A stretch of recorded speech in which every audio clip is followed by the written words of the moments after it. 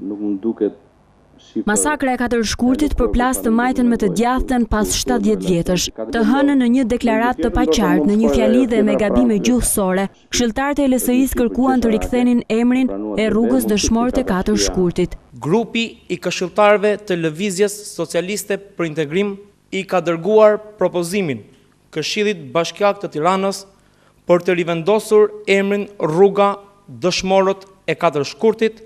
Nuk u specifikua se ç'donin të thonin me rivendosje të rrugës me këtë emër, nëse për qëllim kishin që të hiqe emri Ibrahim Rugova për të rikthyer ai dëshmorët e 4 shkurtit në një prej rrugëve kryesore të zonës së ish bllokut në Tiranë.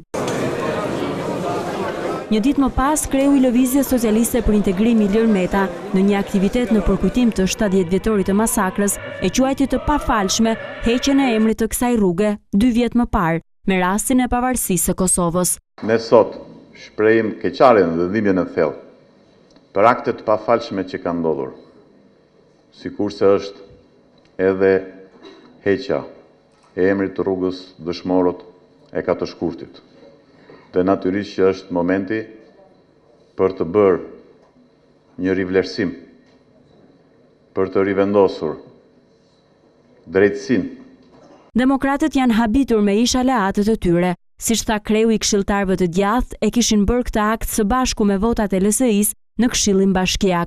Ndaj nuk e lexojnë ndryshe lëvizjen e Metës, veç si hipokrizi. Kur është vendosur emri Ibrahim Rugovës, edhe këshilltarët e LSI-s, ndoshta të gjithë këshilltarët, kanë votuar pro këtij veprimi dhe iniciative të kryetarit të Bashkisë Tiranës, por dëshmorët e 4 shkurtit, me mirëkuptimin e të gjitha palëve, u la që do t'i vijë një rrugë tjetër. Besoj që kanë thënë edhe të tjerët.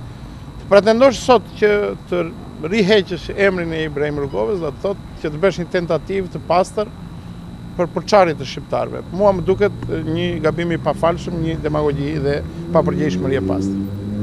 Edhe Petrit Vasili, kreu i deputetëve të LSI-s, dikur nën kryetari i Bashkisë së Tiranës, duket ta ketë harruar këtë bashkim votash. Ky simboli 4 shkurtit, nuk ekziston më në Tiranë.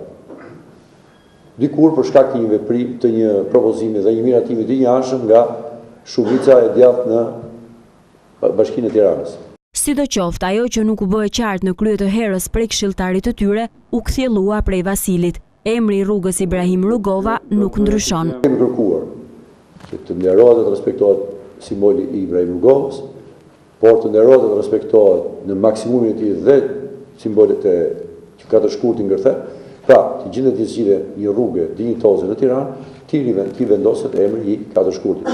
Ndoshta edhe për shkak se këshilltarët socialist kanë pohuar në media se një tjetër rrugë do të marrë emrin dëshmorët e 4 shkurtit, por përveç Këshillit Bashkiak pritet dhe një vendim gjykate, pas ankesës së familjarëve të viktimave. Ne e kemi hedhur dhe në gjyq këtë çështje dhe vazhdojmë ta ndjekim gjyqin për rikthimin e emrit të 4 shkurtit, asaj rruge që është paralel me rrugën dëshmorët e kombit. Në gjithë të histori u shfaq edhe Pascal Milo. Nuk i është bërë ende vend pranë kryeministrit Edi Rama, por ka gjetur mënyrën që të bëjë histori pranë Ilir Metës dhe me emrin e Enver Hoxhës.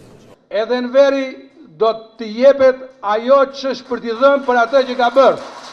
Dhe do të kritikohet edhe do dënohet për ato që ka bërë më vonë dhe që populli ja ka dhënë dënimin për ato që kanë ardhur më vonë.